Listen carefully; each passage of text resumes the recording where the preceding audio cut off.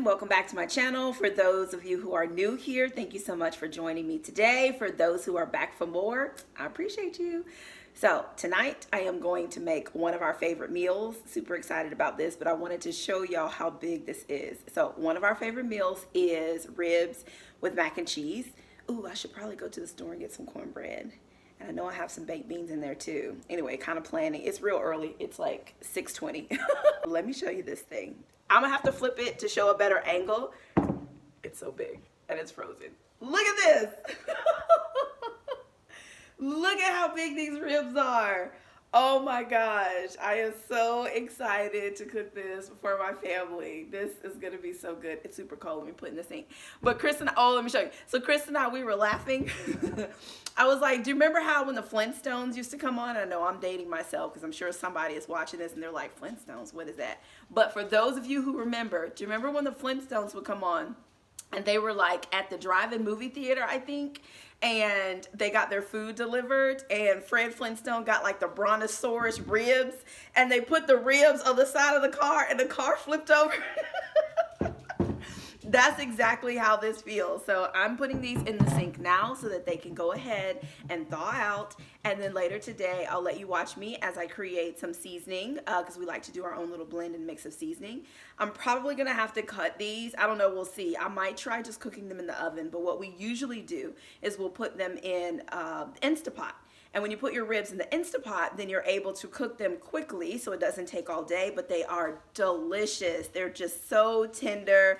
They're so, they're juicy. You can easily just pull the rib out. So we'll see if I can coil this up to be able to put it in the Instapot. And then we take them out of the Instapot and we put barbecue sauce on top. And then we put it in the oven and we kind of let that crust up. And then if it doesn't crust up completely the way that we want it to, then we have like a little, I'm gonna call it a flamethrower, but you'll see what I'm talking about later. But we kind of use that little flame to go ahead and crust up any areas that we missed. So stay tuned. I'm gonna let this thaw. I'm gonna head back into my office to do some work, but we will be back together later so you can see the whole prep process.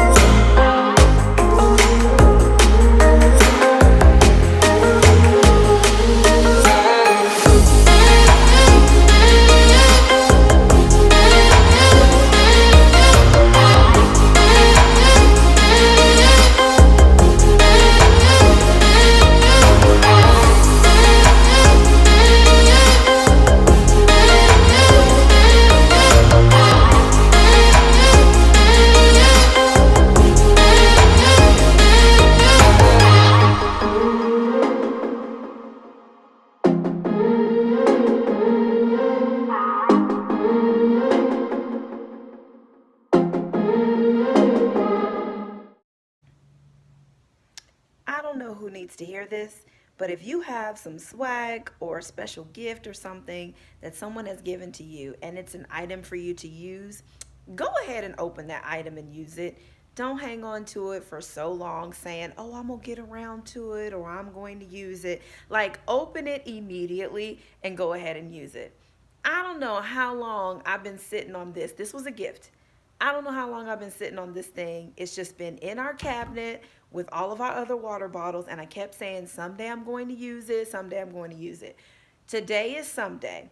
Now, y'all saw me as I cut up the lemons and I cut up the oranges and I put some nice filtered water in it. I put this bad boy in the refrigerator. I have given it time to marinate, and as you can see, it is still completely full because look at this. I got it open, right? Watch this.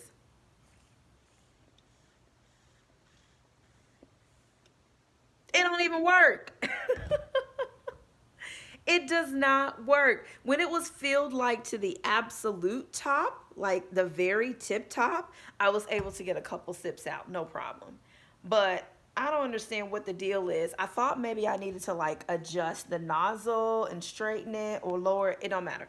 Regardless of what position I put it in, it does not work. So anyway, I know my water is at least nice and infused because I can see the little, you know, fruit bits floating around in there.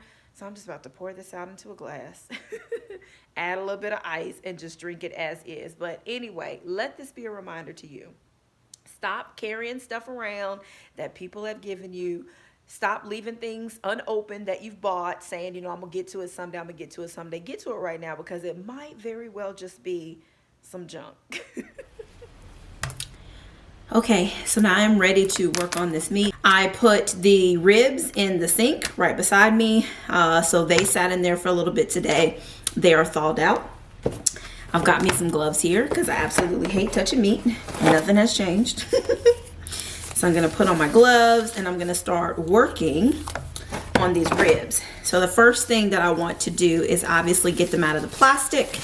And then once I've gotten them out of the plastic, then I'll need to remove the membrane. So for those who are not aware, on the underside of ribs, there is this like skin. You can kind of see it a little bit right here maybe, but you want to remove that because you don't need any of it. It's just going to make it tough and it kind of like binds the ribs together. So when you peel that off, then it gives you the ability to really like season the underside. And then also it's going to make it easier when it comes time to eat because that membrane is tough. I know somebody is probably watching this and they have, you know, all the science behind this membrane.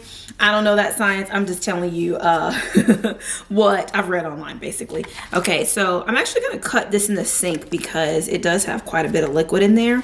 So I'll be back in a second once I have removed the meat from the plastic. Okay, ribs are out of the plastic. You'll see that I laid down some paper towel here because I am trying to pat the ribs dry. You'll want to make sure that you have them as dry as possible before you put on your rub. And I'm going to use a dry rub of seasoning. Hopefully y'all can hear me okay. I've just been having these audio issues, but anyway, sleeves are getting in the way. So I am patting them dry and just have them on a paper towel right now to absorb the moisture from the underside. Now I've got the back of the ribs facing up and I'm gonna start that process I was telling you about of removing that skin underneath. And so I've just got like a small little knife here that I'm going to use to help me get started. And so what you wanna do is, usually what I do is like close to the bone. I will poke underneath the skin with the knife to kind of get it started. I know this isn't the best angle for you to see, but it'll make more sense when I actually start pulling up this skin. But for now, I'm just kind of using the knife to loosen underneath here to kind of get it started. And then from there, when I can pinch it up, then I will peel it all the way off and down.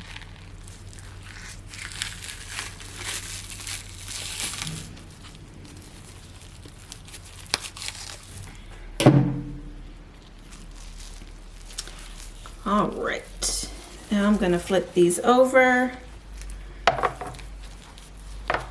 Just make sure I've pat them down. And I'm going to set this aside so that I can prepare the dry rub.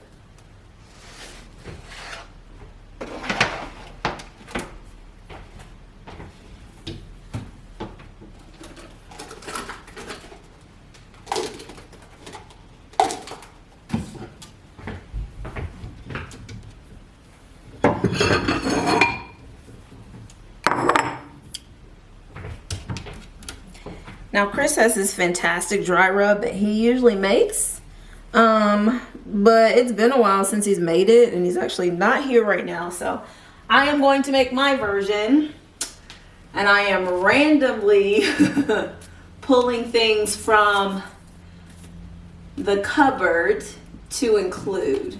I have this Texas inspired bold smoky seasoning rub, so that seems like a good choice. I'm gonna add that in. And we've got some garlic powder. I have more, but I might as well finish that off. Also have some onion powder here. We also have this tangy sweet spicy. So I think the two of these will be okay if we put them together. So I'm gonna add those in as well. Let's see, what else do we have? I've got some Johnny seasoning salt. Makes sense to put that in there too.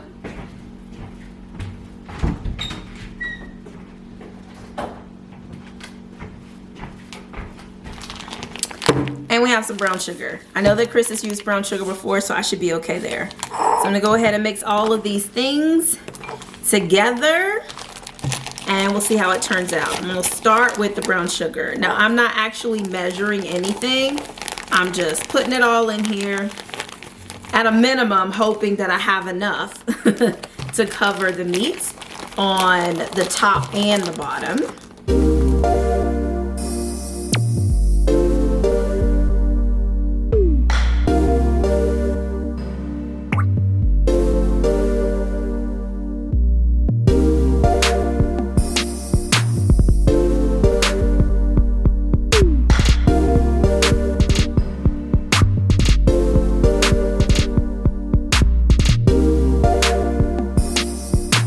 This is what we're looking like here.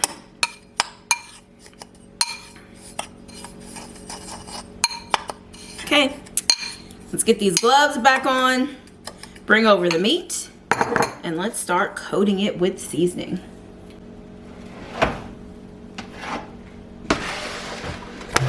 Okay, so what I like to do is, using the spoon, just kind of take my time. And actually, let me flip it over. All right, so we want to flip it over. We're going to start from the bottom because you won't need as much on the bottom. I do highly recommend that you season the bottom, not just the top. And also, if there's like little folds of meat or whatever, like slide them to the side so that you can get the seasoning in there. So just using the spoon here, I am sprinkling it all over. And I'm rubbing it in too, just to make sure that we're getting it in all the nooks and crannies, all the cracks and crevices. But this also helps with stretching it. So you don't end up using all of your seasoning just on one side. Now, I mean, it's okay if you do, obviously, because if you have enough ingredients, you can make more. But I just want to see if I can stretch this and actually make it work, because I feel like if I make another batch, it's probably going to taste completely different. I also like to put some in my hand like this and rub along the edges. That's just me. Just trying to make sure that we get as much flavor as possible infused into all areas of this meat. So I'm going to put some over here too. That's enough. So now I'm going to flip it over, being careful not to lose all the seasoning, and do the same on the top side.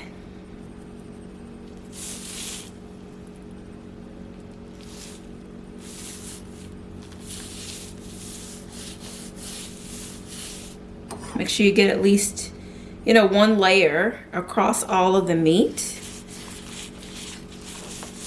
Rub it all in.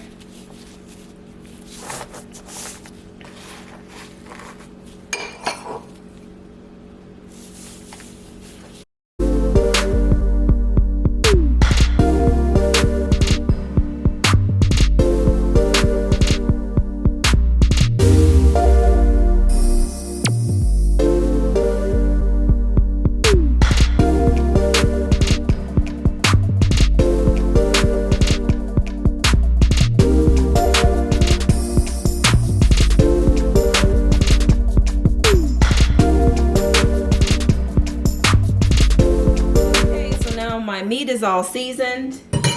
It's not going to take long to cook in the Instapot. So it's not quite ready for me to, and it's not quite time for me to prepare dinner just yet. I wanted to go ahead and get this seasoned. So I'm going to get this wrapped up and put into the refrigerator. Probably for like another hour or so, and then we'll get it out and we'll cook it in the Instapot, and I will show you that. Let's make some popcorn, shall we? Now, I saw a recipe online that caught my interest because it was olive oil popcorn with salt and pepper on it, but as I was looking at some other recipes, there was the note that coconut oil is typically used for movie theater popcorn, which I absolutely love. So I have my virgin coconut oil here that I was planning to use for another recipe later, so I'm glad that I have more than one use for it. So I'm going to put some of that in the pot as well as the popcorn itself, and then once it comes out, I'll put some salt and pepper on it to taste. I may even put a little bit of olive oil in that mixture as well. And I'm using this pot because you'll see it has little vents, which we already thought was super cool. There's these little vents that are in the lid, and it has the spout on the side, which is going to be great for when we prepare pasta or some other, recipe that requires us to pour off the liquid. But I think it's going to be a really great pot for cooking popcorn on the stove because of the fact that it's going to allow air in, and I don't have to worry about like tilting the lid to the side. So let's see how this goes. The recipe also recommended that you not make the heat too high because you don't want to burn the oil. So I'm going to be mindful of that. And so I need 2 tablespoons of coconut oil and a half a cup of popcorn. So I'll go ahead and measure that out while my pot is warming up. I do my best to measure, but I know it doesn't always come out properly. So as long as we're close enough.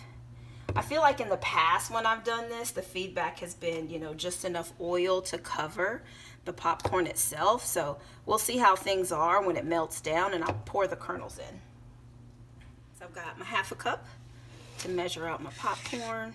Gosh, I keep walking over here. I'm forgetting things. I need some scissors to open this bag.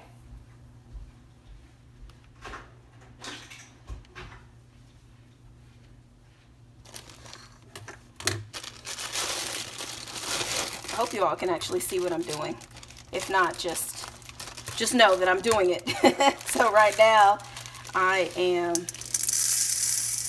measuring out the popcorn. Okay, got that measured out.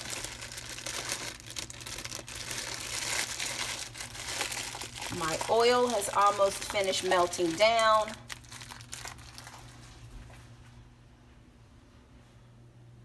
See, it's not much in there at all. I dropped in a couple kernels because when they start sizzling, that will be a good indication that my oil is warm enough. But let me just check this recipe to see if I need any more oil than what I put in. But right now it smells so good. This melted coconut oil. Whew, I love the smell of it.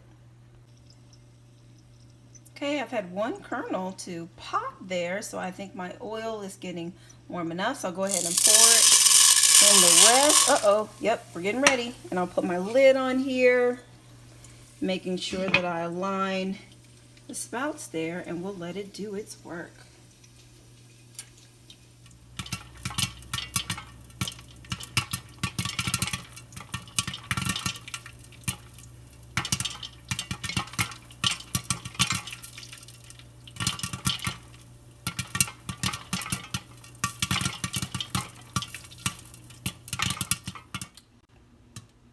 Okay, the popping has completely slowed down. Let me just make sure I'm safe here with my mitts because I'm sure it's hot. It almost kind of smells like it does when you're at the movie theater because of that coconut oil. So I'm glad I chose to use it. And we got quite a bit. Can you see? Let me just pour it in. Quite a bit of popcorn here. Super excited to try this. Yeah, very good. Okay, now there was a recipe for a mixture of olive oil and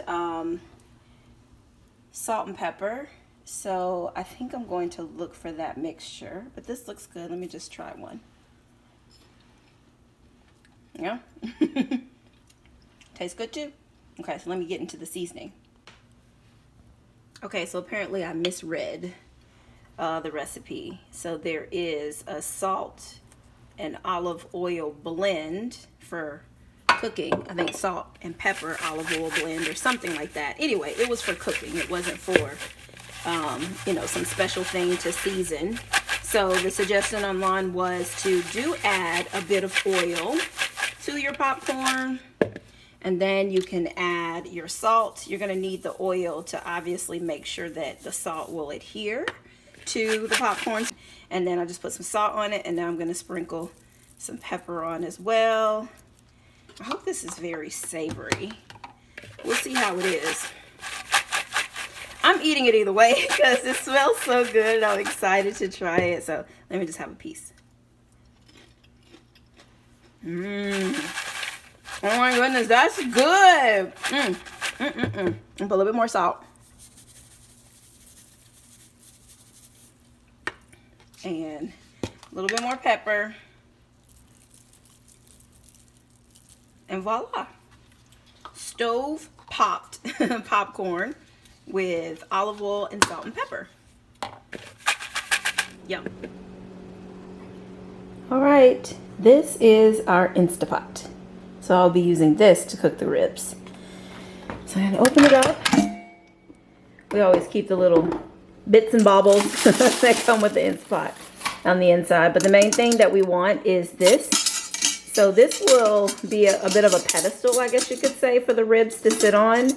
I'm not holding it correctly because I'm doing this with just one hand, but just imagine that we have the ribs all rolled up, right? And then they are sitting on this, and that keeps them from touching the bottom. Now in the bottom, I'm going to put a few things down here just to kind of help with flavor, because with this Instapot, we're going to be using the pressure cooker setting. And so the pressure cook setting does require some liquid, and the flavor from that liquid will get pulled up into the meat. So I have some, honestly, this is turned into a randomness type meal, but I've got some leftover, I think, chicken broth I'm going to put in here. I also have some liquid smoke and maybe a little bit more of the seasonings, you know, the different seasonings that we already put on it. But anyway, I'm going to go ahead and get that started so that you can see how this is going to turn out. I still have it off. I'm going to go ahead and start pouring in the ingredients. While it's off, I will turn it on to saute when I get to the point that I'm trying to wrap this meat up. So anyway, I'm not measuring anything. Just kind of pouring it in. All right, so that's the chicken broth. A little bit of Worcestershire. Ooh. A couple of splashes of that. I've got my liquid smoke. A little bit goes a long way on this one, so just be careful. You don't need too much. That'll do it. Got my minced onion. Put in there.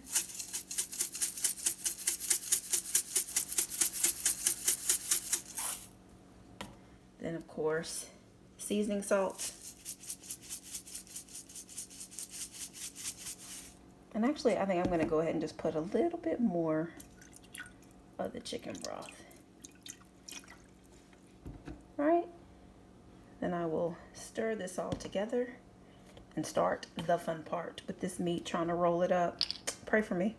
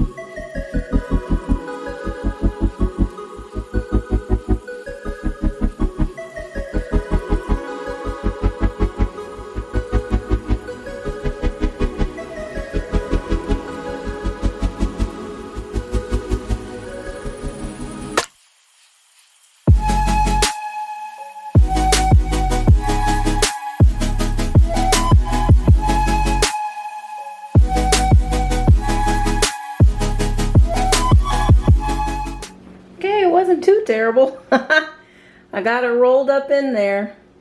It's got kind of a gangster lean to it, but I think it'll be okay. So sauteing is happening now. When I start to hear like the bubbling, that lets me know that it's boiling down there underneath. I know you can't see it, but once that starts to boil and bubble, then I will put on the pressure cooker lid. So let's talk about the lid here. So this is the lid. This is the releaser. That's probably not the official name, but anyway, it's used to release the steam. Now, I want to make sure that these ribs are super tender, so we want to keep that steam in there. So you can kind of see here where it says venting. If you turn it this way, then that allows the steam to come out of this nozzle right there. If you turn it to this one, sealing, then that's going to keep the steam in. So what we want to do is we want to let it pressure cook for 23 minutes where the steam is closed, right? This nozzle is closed. Now, depending on your recipe, you can then open this very carefully because steam is coming out for quick release for venting, but that's not what we're going to do with these ribs. We're going to leave it closed. So after the 23 minutes, when it finishes cooking, we're going to let it sit for 5 minutes and we're going to keep this closed. And then at the end of the 5 minutes, I will slowly open this to release whatever steam is left. And I guarantee you, these bad boys are going to be so tender, so juicy, falling off the bone. It's going to be great. Ooh, you can kind of hear the bubbling now. Let me be quiet and see if you can hear it.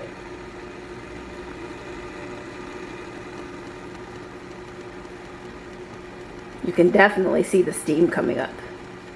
So that is a very good sign. So what I'm going to do now is go ahead and replace the lid, and then I will switch it from saute to pressure cook, and we will set the timer. We want to put it on high as well, but we will set the timer for 23 minutes.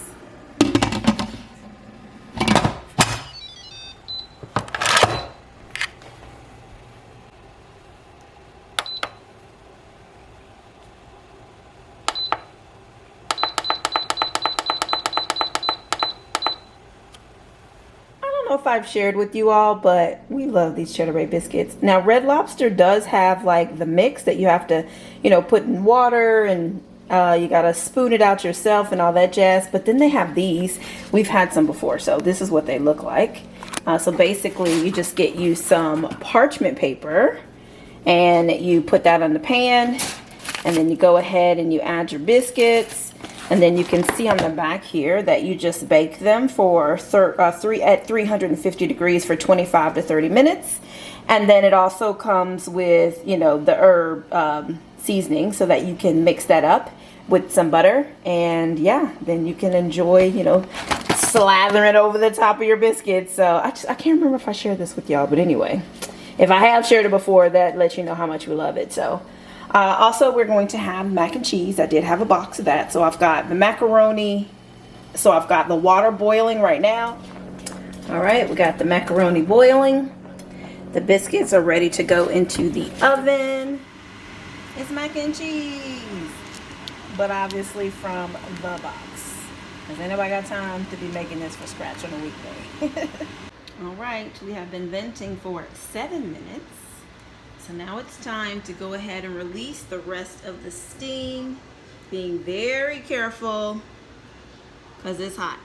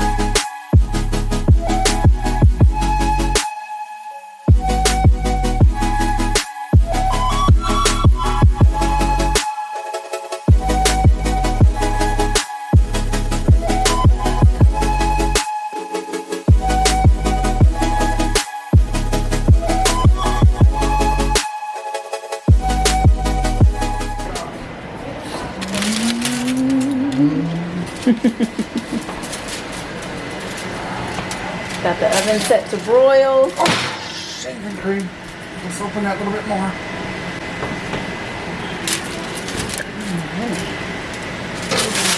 Oh, you want to sit it on the top one because we want it to quickly broil. There we go. You okay? Yeah. Time for the big reveal.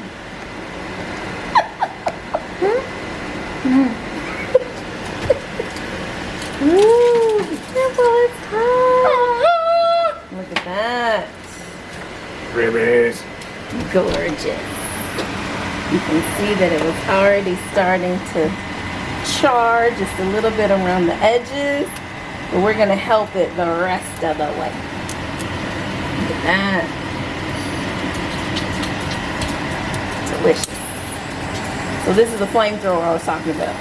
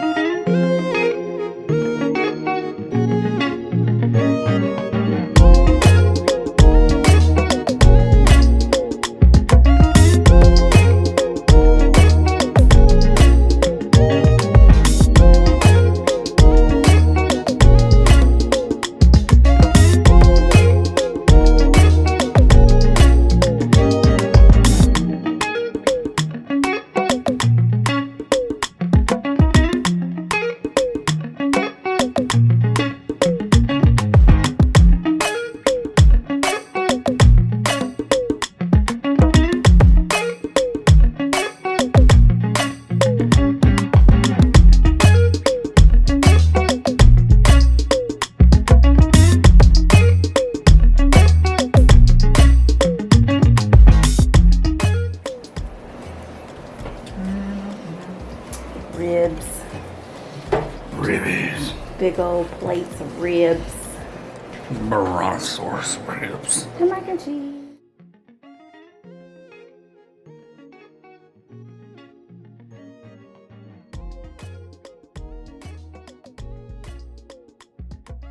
Ooh, look at my hair.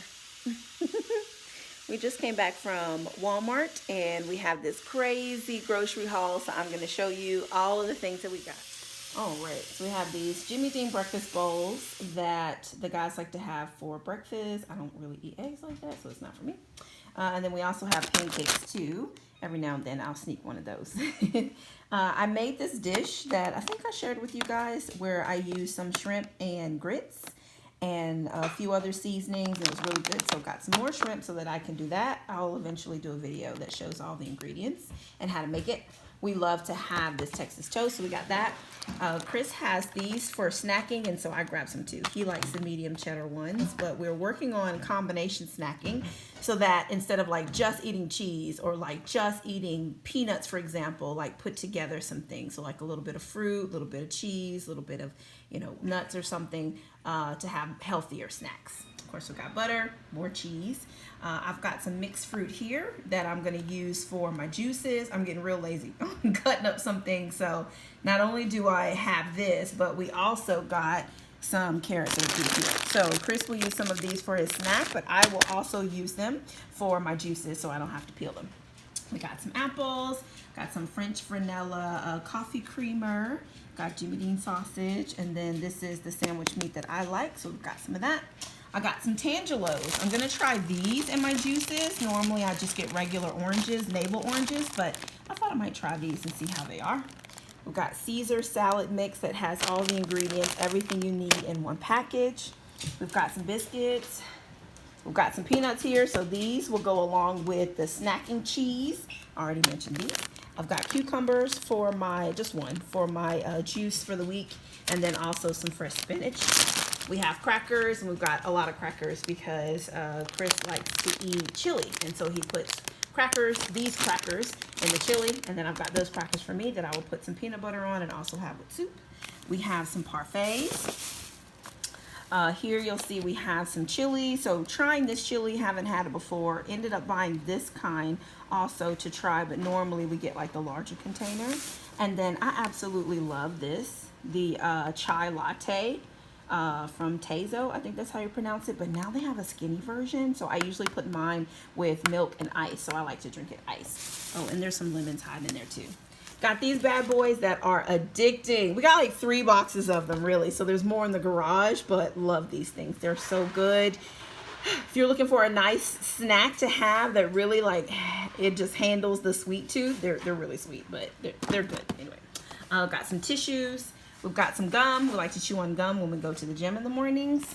We also have some Alfredo sauce, and we have some cheese here for nachos. Not full-on nachos. We'll just have the chips and the cheese, not doing all the hamburger and such. Got these little containers of soup here. Look how cute they are. They're really small, and it says double noodles, so this is what Chris will take to lunch. Also got some diced peaches. Got more peanut butter. This is the cheese that I like to have with my nachos. So we've got that. Stovetop stuffing. I think I've mentioned to you all before that Chris loves stovetop stuffing. So we've got a big package of that. We've got these drinks. So my mom turned me on to these when I went to visit her recently. Sparkling ice, classic lemonade. These are so good. I just got 2 because normally I drink this Sprite right here. But you know what? I might mix the 2 and just see what that tastes like. We've got some bagels. We've got fruit punch, which we have been calling Kool-Aid, but it's not. It's fruit punch. I got a party size of the Chips Ahoy chunky cookies because I hate reaching into the cabinet for a cookie and there are none. So this will last for quite some time. We've got some eggs. We doubled up on the milk because not only are we using it for cereal, but I'll also be using it for my cookies. These are the tortilla chips that I like. I love Juanita. Chris loves Santitas. So we see we've got a house divided here. 2 different types of chips, also 2 different types of cheese, but we both get what we like. Hopefully this will help us make it through the month. We already have a lot of meats because we order from Butcher Box. So, and we already have like sides and things like that. So these were like some staple things that we've run out for the month. But now we are fully stocked.